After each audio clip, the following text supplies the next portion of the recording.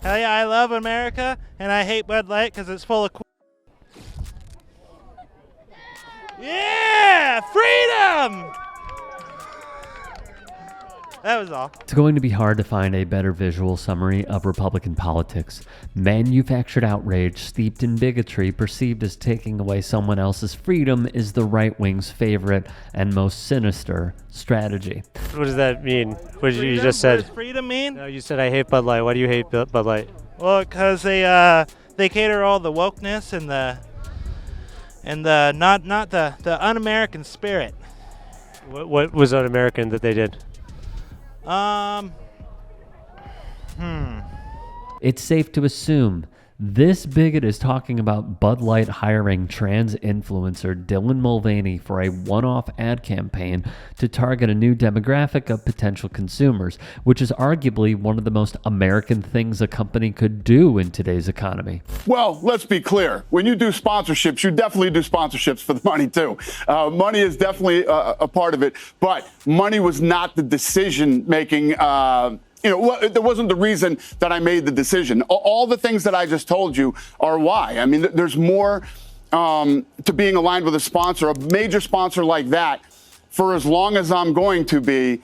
There are many other things that are important to me other than just the money. And the people that were all involved in this negotiation on every side absolutely positively know that my choice was not determined by money. Look no further than the greedy slimeball Dana White, who gladly accepted the reportedly $100+ million sponsorship deal from the brand, proving that the only thing that really matters at the end of the day to these corporations is profit. They run their business. They do their thing. They do a lot of great things. And there you have it. Dana White is far from an ally to the trans and broader LGBTQ+ communities, but the money was enough to convince him that the backlash he would face from the bigoted fan base he's catered to would be worth the investment, instead of just resorting to owning the libs like so many of his fans wanted him to do. What's the shirt mean? Oh, they suck. They're the worst. They're the problem with this country. What can we do to bridge the divide in the country? Bridge the divide in the country? I don't know. Close the borders. Yeah. With the divide between Americans, what can we do to bridge the divide between Americans? I don't know. You want to help me out here? Probably talk to each other more. Listen to each other. Less name calling? Yeah, I'd say so. And the shirt says? Liberals suck. All right, thank you. Trump 2024. Your feelings. There you have it. How do you feel about the 2020 election? I feel that it was rigged, absolutely 100%. You feel that it was rigged? Yes. And that's just how you feel? Those are your feelings? Oh, yes, 100. What do you think if someone was like, nah, your feelings? Yeah, that's how I feel. Your feelings. Yeah, but your feelings were that the 2020 election, your feeling was that the 2020 election was stolen. Right, and we all have opinions. That's mine. And I have that right.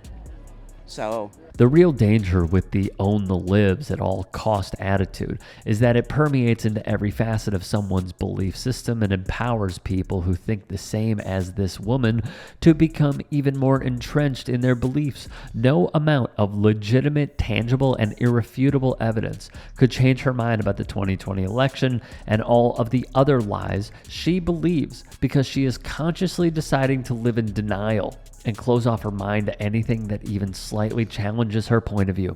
we don't have enough people in this country to cover the votes that Biden said he got. I mean, it's just unrealistic. Well, there are enough people in the country. Sure. Are there enough legal people in the country? Yeah. Right. Do they vote? Are they dead? Do they? Well, no. People investigated this stuff. Yeah. Well, the investigation, whose side are you looking at? It depends what your feelings are. Right. Let's be clear, this is not a healthy way to live your life whatsoever. Living in a constant state of skepticism and paranoia and not knowing the difference between facts and opinions is precisely why Trump and the Republican Party have leaned so heavily into misinformation and disinformation campaigns. They know what the truth is and how to manipulate the facts to their advantage, to spin a narrative that is eventually co-opted by the base and spread as fact all in the name of clawing back as much political power as possible. That's because she's not real. We're real Americans. That's right. We're from here, and we're going to stay here, and we need Donald Trump back. Here we go. And we believe in Donald Trump. Yeah. And I believe in you guys. And he's still our president anyways. Yeah. Why not? And we all know that. That's for sure. In love, not antagonistic like things can be, but say things in love. Amen. That's really been the overall theme as we go to these across the country, is that people are here having fun, spreading the message of the gospel, unafraid of that. And you won't necessarily get that from corporations and from that normal mainstream media as well. You also get interesting chants that take place sometimes that may or may not be appropriate, but it's really, we like to cover every aspect at RSPN of these rallies. And the most effective disinformation campaign in recent history has to be Republicans rebranding Trump as a God-fearing, salt-of-the-earth Christian doing nothing more than spreading the word and enacting policies that reflect the religion's values. If Jesus were an Iowa voter, who do you think Jesus would vote for? No, Trump for sure. Yeah, definitely Trump. If Jesus was an Iowa voter, who do you think he would choose? Man, I really think he would choose Trump because I think Trump's for Christianity and he shows that, the abortion. And, another thing is just looking at what's happening around the world, with the transgenders and all this, what they're pushing on kids is terrible. They're talking about changing their genders and injecting them with hormones when they change their gender at a very young age. And I can't even, I'm 18 years old, I can't legally drink a beer, and these 12-year-olds can change their gender. I think that's pretty messed up. And so in 3 years you're gonna have a beer, right, for the first time? For the first time, yeah. That's what I was after. Iowa, so yeah. All right, good. Well, enjoy it. Personally, I think I would vote for Trump. I think Jesus, I know God, he wants people to do what they believe in, and I always believe that's what Trump wants people for too.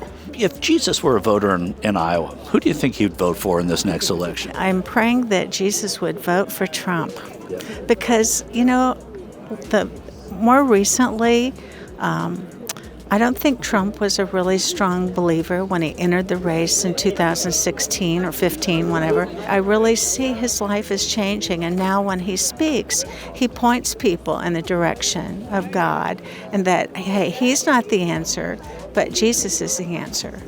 And President Biden goes to church every Sunday, right?